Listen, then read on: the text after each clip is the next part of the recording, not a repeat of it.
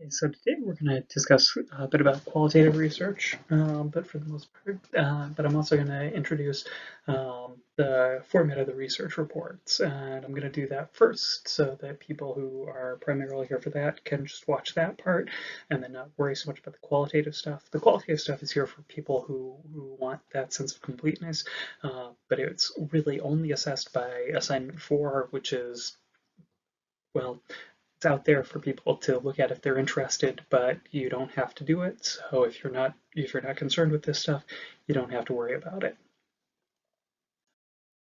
Here, in terms of the first part of your paper is the introduction, and what you're doing with the introduction is you're trying to frame it. So a lot of times what people will talk about in terms of writing a research paper is that there's sort of an hourglass type model. And the basic idea here is that your paper starts off as very general and narrows to address, like, in fact, this should probably be even narrower. Should probably look something like that. So that, your paper starts off very general, and that's your introduction.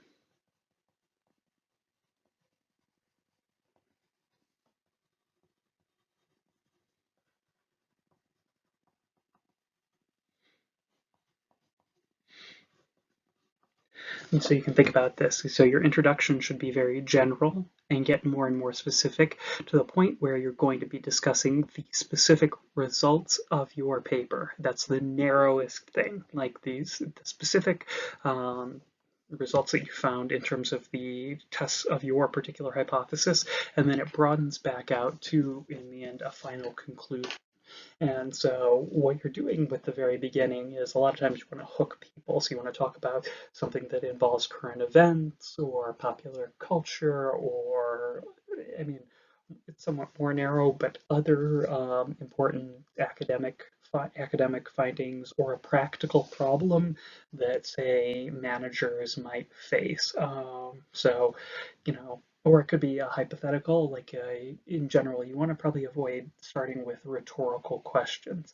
Like, the big thing that undergraduate research papers suffer from here is being too grandiose, right? So it's like, since the dawn of time, man has wondered about, and you don't want to do that. You want to pick something important. So, like, for instance, a paper dealing with stress in the workplace could talk about, like, the medical consequences of stress and how much, due to lost time or due to illness, things like that, how much it costs a company. My own research, since it focuses on the negative sides of leadership, I'll often start papers by talking about um, particular or general sort of scandals due to bad or unethical behavior by the leadership of organizations, um, things like that. But again, the idea here is you want to talk about something, I mean, your specific paper, no matter how good it is probably going to be of particular interest to, maybe, like, if it's really impressive, maybe 10, 15, 20 people in the entire world. But that doesn't mean, like, the topic can't be interesting. And so you want to hook people. This is sort of like, essentially the beginning of your introduction is an advertisement for why someone should read it. So you got to talk about something that interests a reasonably large number of people. Then this transitions into your literature review. This is where you're going to review the papers that are going to help you build your theoretical framework. So this is essentially what you're doing in assignment number 1. So in this case, you're going to be the three hypotheses you want to build, like, essentially, just as you're getting to this narrow part, like the end of your introduction, the literature review should be building to, like, before the results, you're going to be getting to your specific hypotheses. And that's what your literature review is doing. Your literature review is essentially filling the space between, like, the broad introduction to get to the hypotheses. And what you want to do there is you want to set those hypotheses up. You want to show why the literature supports or asks questions about those hypotheses. So it could be like you're reviewing, like, a really good paper reviews the literature to show, here's a gap, here's a thing that we don't know, but uses that literature to say, these are suggestions for what could happen there, and those suggestions are your hypotheses. But it could just be like, I mean, this is an undergraduate paper, so it doesn't have to be identifying a big hole in the literature. It could just be saying the literature supports this hypothesis, and that's fine. Um, in general, you're going to have, like, for each paper, probably 1 or 2 sentences each about the sample, how many people were in it, was there anything important about it, like it used students, it used working people, it used retirees, it was all men, it used the army, something along those lines. Talk about the research design. Was it a survey? Was it an experiment? Was it longitudinal? And the major relevant conclusions of each of the 5 to 6 articles that you're going to be using here. So again, the way to think about it is probably 1 to 2 sentences for 3 major categories here. So you can figure that this is essentially going to be a paragraph per article that you're reviewing.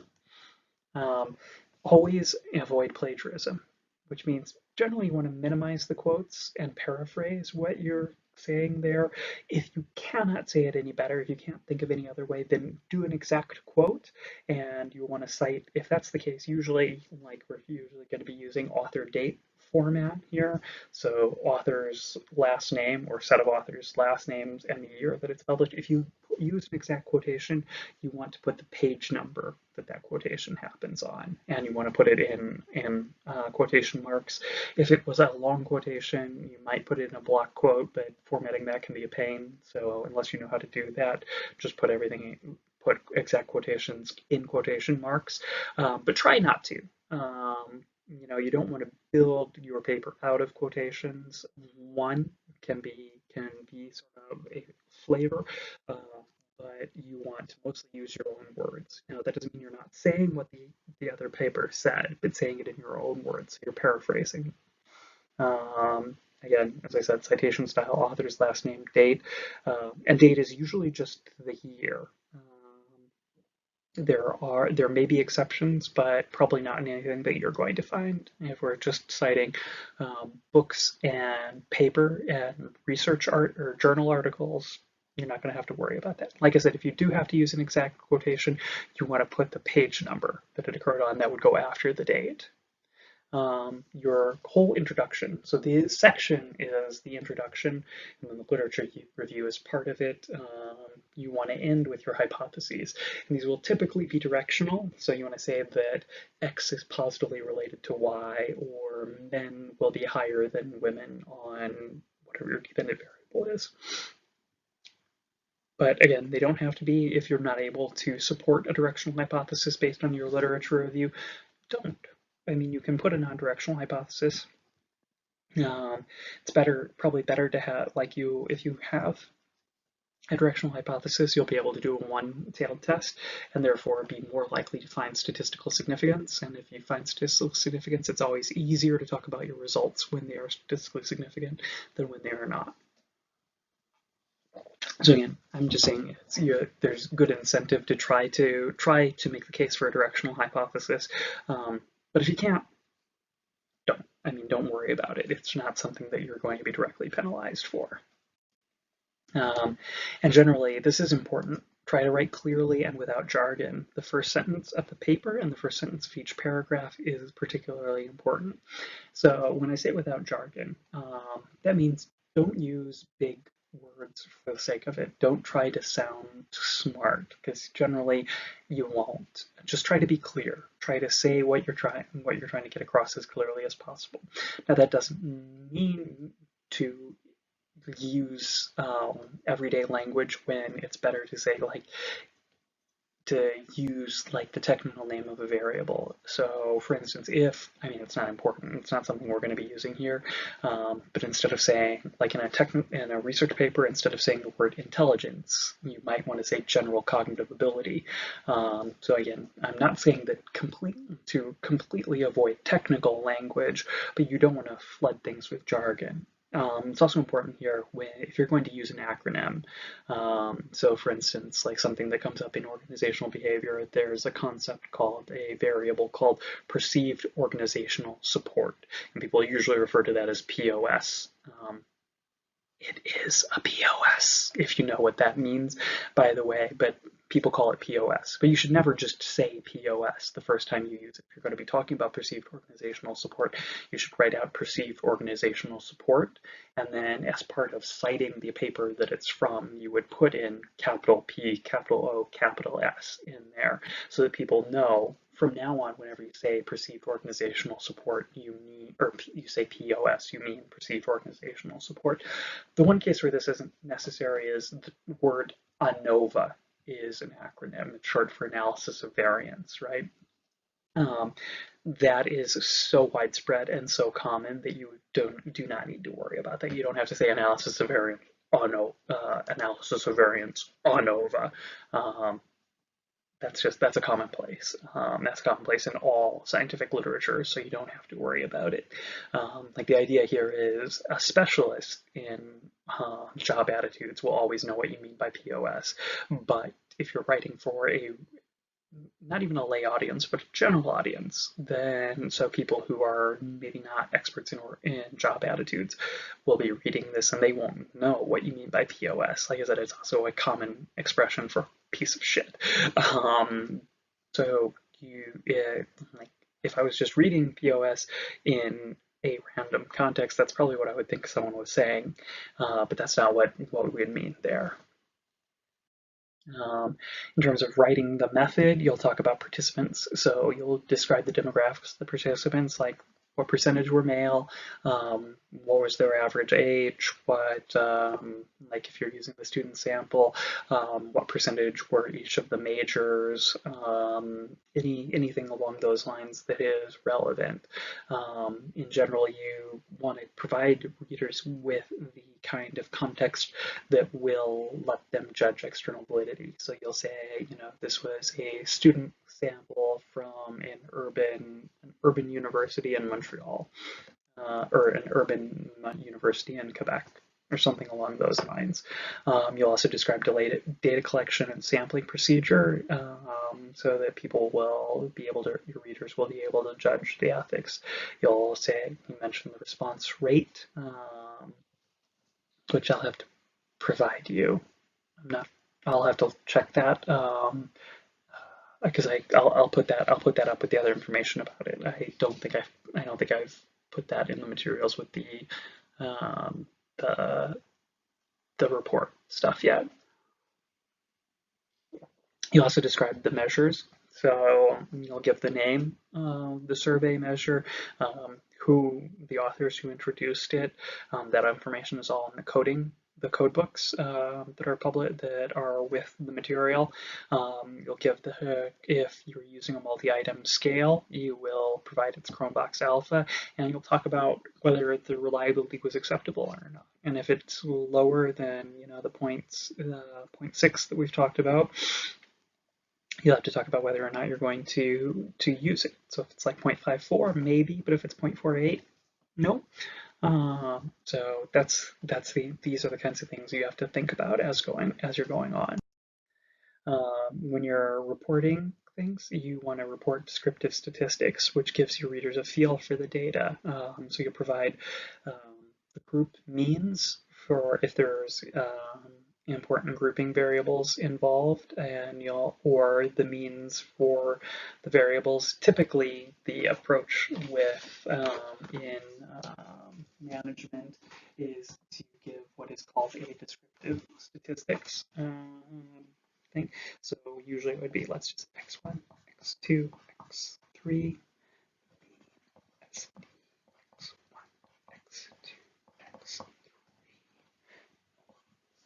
So 2, 3, SD1, SD2, SD3,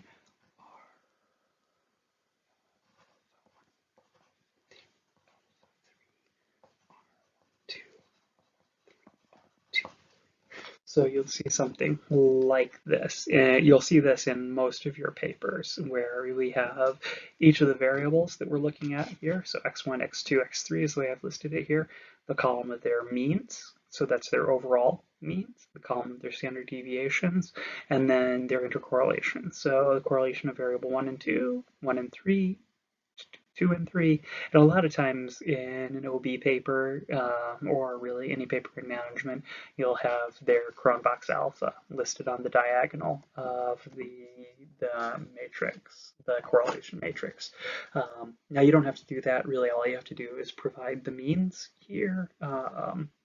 But in general, you want to write up your findings, the results in, actually it says method, but this probably, I should say results here.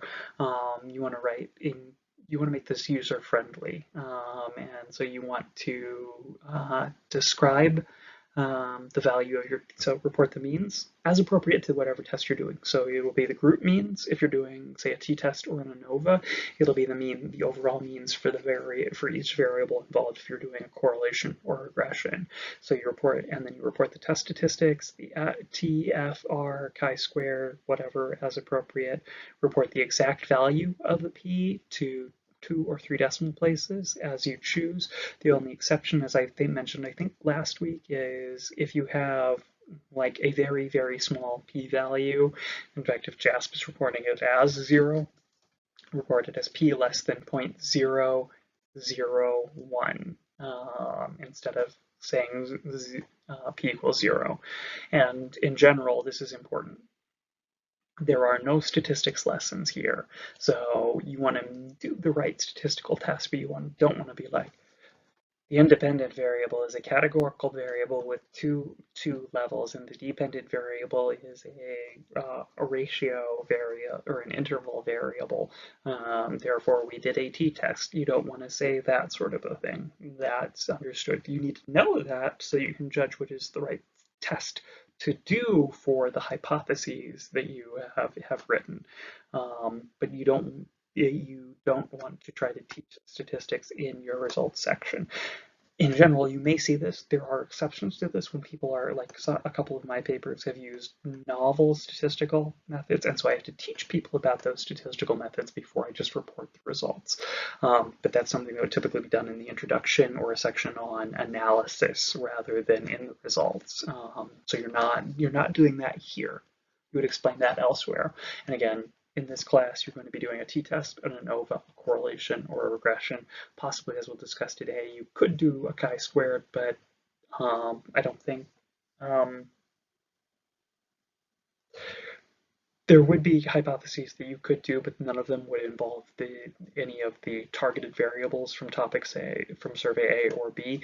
So that's probably not going to happen. And then right in the discussion, you want to talk about what inferences can be drawn from each result. And that's true for supported and unsupported hypotheses. So you want to talk about everything, whether you found statistically significant or not statistically significant results. You want to discuss each of them.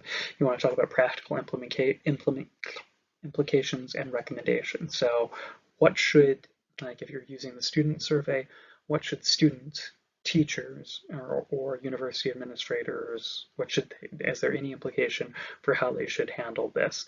If you're using the employee sample, is there something that employees, their bosses, or senior management should know and do because of what you found? You'll talk about limitations of the research, so things that are both internal and external validity. So are there any threats to internal validity? Are there issues with the generalizability based on the sample or the sampling procedure? Is there anything that we should note about the reliability if it's kind of low? And then try to end on a positive note. Same thing as the first sentences are important, the last sentences. Ideally, using this sort of an approach, your very final conclusion should link back up to your introduction. Like whatever problem, concept, idea, or scenario you outlined at the beginning, it would be good to wrap up to say something about how this paper addresses that concern. That's the best papers. You may not be able to write like that. If you can, go for it. If you can't, don't feel pressure to. Just try to make sure that you're wrapping up with something that is positive, that suggests the value of the research that you did. And the other parts of the report, references, so you want to make sure that you have full citations in the correct format. Like you're not just putting links to the library page here. People do that sometimes, and that's not what that's not right. What you want to do is put it in the proper, say, like American Psychological Association style, or MLA, or whatever format you're going to be using. You put the full citation in, and that can include a URL, or a DOI or something along those lines. Like it can include that that'll be put at the end, but you don't want to. But you have to put the correct citation. In general, it's a good idea to come up with your title and your abstract last if you've written everything else. Your title shouldn't be too long, probably no more than 12 words. Try to make it catchy but informative. You know, like cutesy titles. Like I once, one of my co-authors and I, we were comparing the predictive validity of the dark side of personality to what's typically used, and so we titled it "You Underestimate the Power of the Dark Side" because we wanted to say that because we're nerds. But that doesn't really tell you a lot, so that's cute, but it's not deeply informative without more information. So you want to tell people what it is. So like again, like we could put something like, you underestimate the power of the dark side, comparative predictive validity of normal and subclinical personality, or something along those lines. That's starting to get long, but it is informative. So take that for what it is. Abstract, typically you want to keep it under 100 words. And the length of your paper will depend on the complexity of your hypotheses and findings. But, try to keep it short. Don't be redundant. Don't say more things than you need to. In general, like things like the refreshing work, diversity, the baking fever, and the auditor's paper can be good models for it because they're relatively short, they're compact, they're dealing with the same kinds of things that we are here, so that can help you out. And just to be aware of it, we'll be dealing like for the rest of the semester. We'll be having live sessions, and live sessions will be primarily geared towards, probably the remaining homeworks and the individual project. So you can consider them sort of like all class office hours, more or less. So that's what, and that's everything I have to say about the paper. Now, the thing to keep in mind is it is a capstone, so it's using a huge chunk of what you learned in class, and it's your job to demonstrate how well you put it into your head. That's really all there is to it. And again, don't try to impress me with your vocabulary. Try to be clear, because like in general, if you're trying to be clear, the worst thing that happens is you're just it's not very exciting. But if you're trying to sound intellectual, a lot of times it just becomes unreadably bad. So don't try to do that. Just try to be clear. Try to express what you're trying to say in short sentences with everyday language as much as possible. Like examples here of people trying to sound smart is people say explicate instead of explain. People say, what are some other terrible things that they do? People say utilize instead of use. Those are just overly complicated words that people don't really say in normal life, and they're just to sound smart. Don't do that. Whenever there's a simpler, more everyday version of a word, choose that. Now to get to essentially the last topic for the course, and like I said, if you're not interested in qualitative data, you don't need to pay attention to this part, so you can just turn this off now. But if you are interested, I'm going to put it here. So as an example here, we're going to talk about asking for directions. So think about a time that you were in an unfamiliar place and you had to ask a stranger for help to find your way. So you're in a different building you've never been in before, you're at an airport you don't know, or you're in a different neighborhood than you're used to. Those are the kinds of things. Like, I can't honestly, like, in general, I've had to ask, actually had pretty much every building on at Concordia that wasn't John Molson. I've had to ask somebody at the desk like where I was going because I got so confused. I remember the first time I had to try to find the AC, the exams for the final exam for ACSD.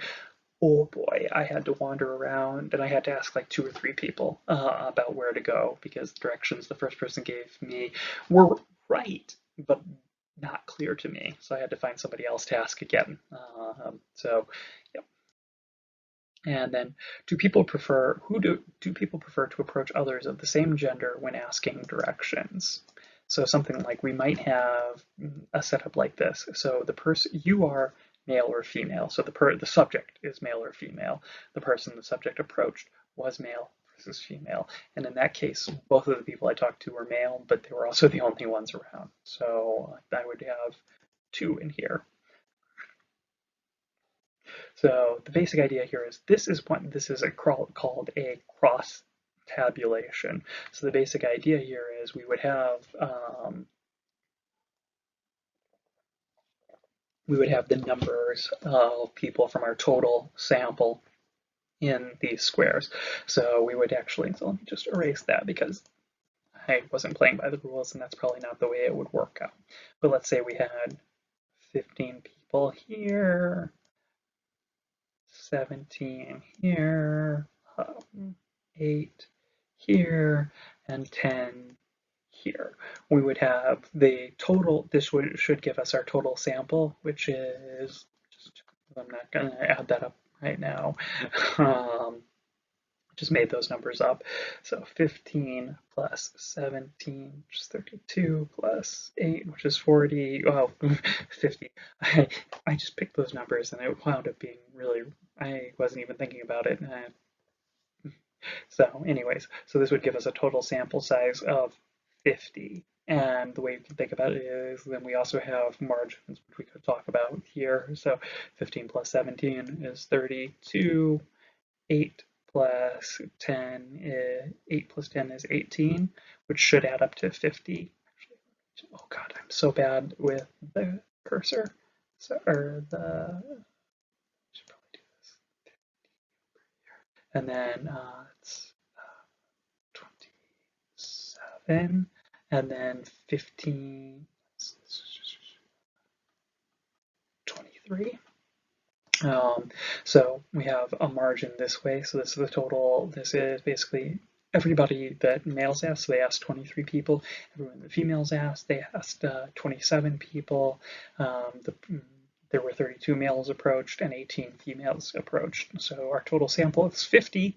And so these margins give us everything that we'd ever need to. Now again, with this, you're never going to have to calculate a chi-squared in this class, so don't worry too much about the details of it, but that's what we would have.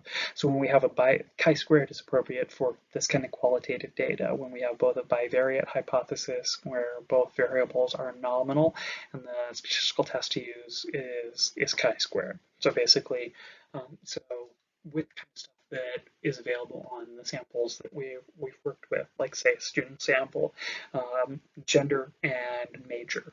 Like we could say analyze, like if we had any kind of a hypothesis, let's say males were more likely to be in finance and accounting. That is a hypothesis that is amenable to a chi-squared test. And basically what we're comparing to is that that majors would be randomly distributed amongst genders.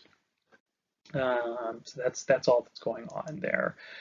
You can do, oh yeah, we would do this with JASP now, which I could demonstrate, but I'll just walk through the interpretation of the results just so people will know it. I'd have to, if people are interested in learning how to do a chi-squared in JASP, we'll do it in the next live session. If people care, it's not demanding.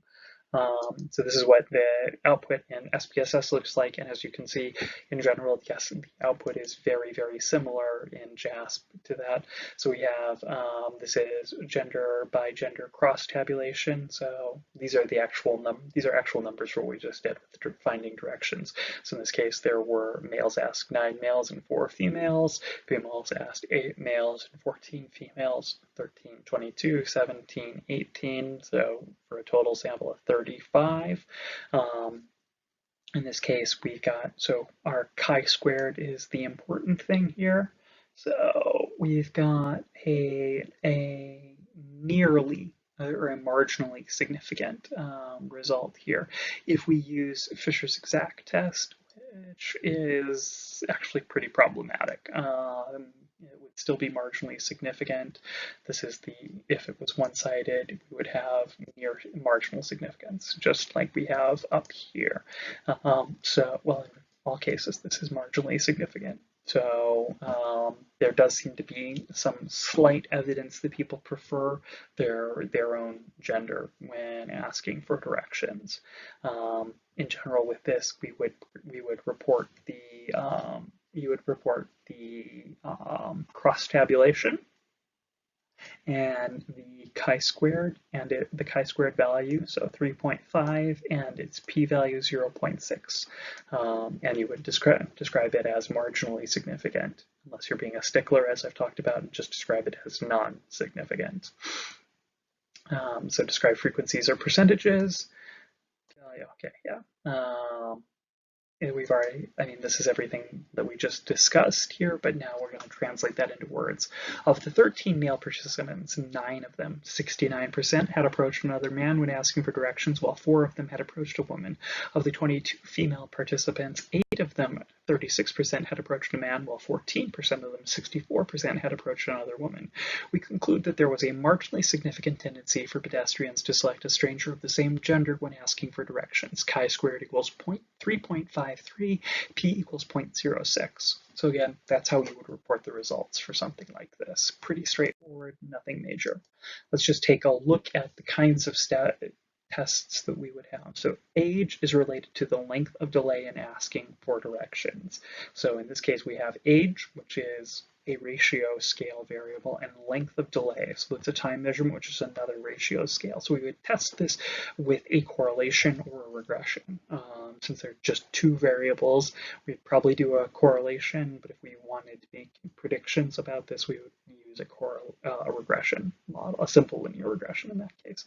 Men delay asking for directions longer than women do. Well, men versus women, the independent variable is dichotomous. It's a nominal variable with just 2 levels, men versus women, so 2 groups, 2 level equals 2 levels.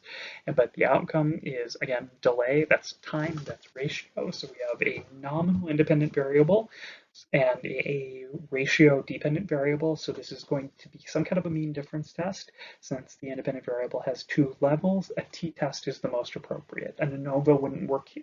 In fact, you get an error message if you tried to, well, sorry, you actually, it would let you do this, but the results would be equivalent to a t-test. Whereas if we had 3 levels and we tried to do it as a t-test, you would have a problem.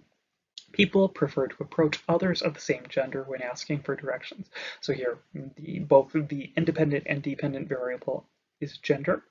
So gender of the participant, gender of the person they approach. Both of these are, in this case, these are being coded as, I mean, even though we're calling it gender, we're coding this as just the standard traditional gender. So, you know, both have 2 levels, male versus female. So we have 2 nominal variables. So this is a chi-squared test. And again, that should come as no surprise since we literally just did this. Analysis of qualitative data, on the other hand. So where do we get these from? A lot of times it's from coding interview transcripts and field observations. So we're going to seek themes or patterns in the data and then test any relationships between those themes. And then you try to tell an interesting story that's consistent with your analyses. So a lot of times qualitative research is not, doesn't directly test a priori hypotheses. You might do statistical tests on the emergent themes to see which ones appear, which ones are significantly related to one another, but you're probably not going to be putting forward hypotheses ahead of time with qualitative data of this sort. So this is often described as being sort of the first step in one approach to developing theory. So in a novel situation, going over people's stories about particular instances. So like, if we think back to the way we framed this, like think about a time when you were in an unfamiliar location. Examples. Tell me about who you asked for directions. Or if you did, how long it took, those sorts of things. So if we're reading through this, people would tell us, I approached a man after 5 minutes of wandering around, not sure where to go. And so we would start to get all of these sorts of things out of it. Data reduction. This is what we call seeking themes or patterns. And so we start with expected themes. So these are things that you've anticipated when designing the interview guide or observation schedule. So like these are the kinds of things that you have in mind for the sorts of questions that you're asking people. So an expected theme would be the gender of the person you asked. But maybe you didn't even think about how long. The people would frequently describe how long it took them before they asked, and so that would be an emergent theme. So you want to verify your operational definitions and check inter-rater reliability. So since we're not using survey measures, something like Chromebox Alpha doesn't work here. In general, you want to have at least two independent coders rate each transcript, right? Or assess each transcript. And so you want to see the extent to which they agree on something. So they might take like particular descriptions and put them into a theme. And so we want to see, like, do the judges agree on where items from the story go into these different bins? And in general, 80% is considered good inter-rater reliability, especially for the first pass. A lot of times what you'll see if you read stuff with any kind of qualitative data or qualitative coding like this, what you'll see is, the first pass got 80% inter-rater reliability. Then after discussion, people like one of the raters will change their mind and say so maybe 84% the first pass, then after discussion 96% agreement. So like one or both raters changed their minds about some of the categories that they coded things into, and therefore and so that's a thing that happens a lot, or you'll see frequently. And you also look for emergent themes. So the kind of like unexpected responses. So things that you didn't think that people would say, that maybe something that one participant said was extremely striking, and so you take note of it, or maybe something you didn't expect that multiple participants talked about. Like in my experience when I was I've mentioned, I think having done sort of focus groups with police officers once upon a time, and so I started off by asking particular questions. But one thing that came up repeatedly was generally when talking about people's reason for becoming a police officer, they'd always start off. People would almost always start off, well, I felt like a sense of duty. I wanted to protect my community, things like that. But then usually one person would say something like, yeah, but it's really fun to carry a gun and drive real fast. And then usually several people, yeah, that's pretty cool. And so that's an emergent theme. So the sort of expected thing is about this duty, protector, blah, blah, blah. But in reality, it seems like people get a real adrenaline rush out of it. So that's an emergent theme. So data display, create a contingency table of interesting relationships. Typically you want to keep these, there might be 2x2 or 2x3 tables. So again, maybe participant gender by major in some of the data that we've dealt with. And then you test the relationships using chi-squared analysis of the contingency table, drawing conclusions. Basically, once you've got all of these themes coded, you've tested for any relationships. You want to try to put this together to tell a story. And what you're doing with that story is essentially you're suggesting a potential theoretical framework for it. Maybe you're not, compactifying it down into a boxes and arrows diagram, although you could, but you'd want to be telling a story about how that is emerging from the qualitative data that you're sort of reaching in to the individual stories and distilling them down. So you're trying to take themes that are relatively common. Now, again, that doesn't mean that every participant said them, or that or even that everything that you're talking about in your story is common to all the people that you're talking about. You're just essentially, you can kind of think about it as boiling down. So you kind of like throw all of these narratives, the transcripts from the people that you've interviewed, into a pot, and you're sort of boiling it down to its essential features, getting rid of all the chuff, the idiosyncrasies and the uniquenesses from them, and saying, like, if we could create an arbitrary person to describe this, this is the kind of stuff that they would probably talk about. Which doesn't mean that any particular person would ever talk about any of the things, or would certainly not talk about all of the things, or even most of the things, but it's something that in general, multiple people in your study talked about enough to suggest that it should be in the sort of general story, the general framework. And essentially that's the idea here, is you can think about like, you're taking all of these experiences that people are describing and you're trying to simplify it into something that people can have expectations about.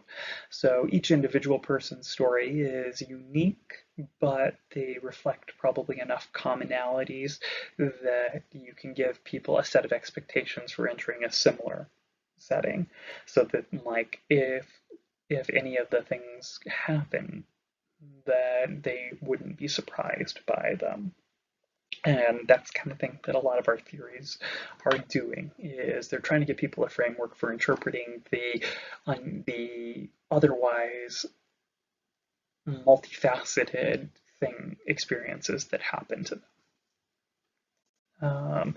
And then you generally, if you're doing this kind of qualitative research, you want to, like, each relationship or theme you want to illustrate with, or you want to demonstrate, give an example using an illustrative quote. Now, this could be something that sort of reflects the most common experience. It could be highly evocative instead. It could be something that captures an unusual feature of something that's common, or any of those sorts of things. You want to use actual quotations from the transcripts to help illustrate what's going on, so that the lived experience of your participants is coming through. Like, we're not simply taking this down to be just a bloodless theoretical model. We want to preserve some of that richness, some of that depth, the thickness of the actual descriptions that people gave you, and not just a thin, abstract theoretical model. So an example here is hiding negative feelings in a job interview, antecedents and outcomes. The interviewing techniques, they used pre-recorded interview questions. The participants wrote their display rules after the interview, so they produced written qualitative data, and judges observed emotional expression on the video recording. So this part here. So looked at facial expressiveness. They trained these judges and examined their inter-rater reliability. So these ones like help increase the consistency of ratings, so that this isn't just sort of like one man's opinion. It's at least two judges who've been trained on what they're looking for to recognize particular facial expressions and what they might mean. And then, so further example, the majority of men, 78%, and women, 76%, stated that their behavior during the job interview was influenced by display rules. Examples of the display rules named by participants are listed in Table 1. So show only positive emotions. Make a friendly impression. Don't look nervous or insecure. Control your excitement. Don't show annoyance or anxiety at questions you aren't prepared for. Show that you are relaxed, even if you are wound up inside. Appear competent and assertive. Just don't show your emotions. Be cool. So again, these are all exact quotations from the written reports that are illustrating these kinds of ideas of the emotional labor that people put in during a job interview. For another further excerpt, more men than women stated that they had tried to suppress or hide emotions a little or a lot during the interview. Specifically, 23 men, 62%, and 13 women, 35%, were categorized as suppressors, and 14 men and 24 women as non-suppressors. The gender difference was significant. Chi-squared equals 4.4, p less than 0.05. Again, the one thing I'll note here is that this is not an exact p-value, and we are asking you in your reports to use an exact p-value. Confirming, or again, I would avoid saying confirming, but supporting the hypothesis that men are more likely than women to suppress or hide their negative emotions in a job interview. In response to the question of which feelings they had tried to suppress, both men and women named insecurity far more frequently than any other emotion. 16 of 23 men, 11 of 13 women. Other feelings nominated were excitement, helplessness, anxiety, and feelings of inferiority. Again, we want to go from this, where people are just talking and saying things and just having their own unique experiences. We want to take those unique experiences and through systematic processes of reading them, coding them into themes that are relatively common, to be able to translate this into something more concrete, more not universal, but more generalizable. And that will help us to be more consistent. Like I said, we want to take people's broad array of unique experiences and synthesize them, like not just distill them, but synthesize them into a relatively coherent theoretical narrative that is illustrative of the kinds of things that can and do happen, even if they're not fully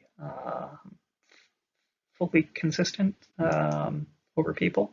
So that's what we want to be able to get down to, so that we can maybe answer some questions a priori as opposed to only as a result of having had experience. All right. So this is developing contingency tables. This is just a description. This is sometimes we've used this example where people will interview each other. I'm not going to worry about it right now because it is only really relevant for assignment 4, and so if people have questions about it during the next live session, we can address that. But otherwise, I don't think it's important. So there we go. Qualitative data or qualitative coding and data analysis. Rock and roll. All right, have a good one. Talk to you later. Bye.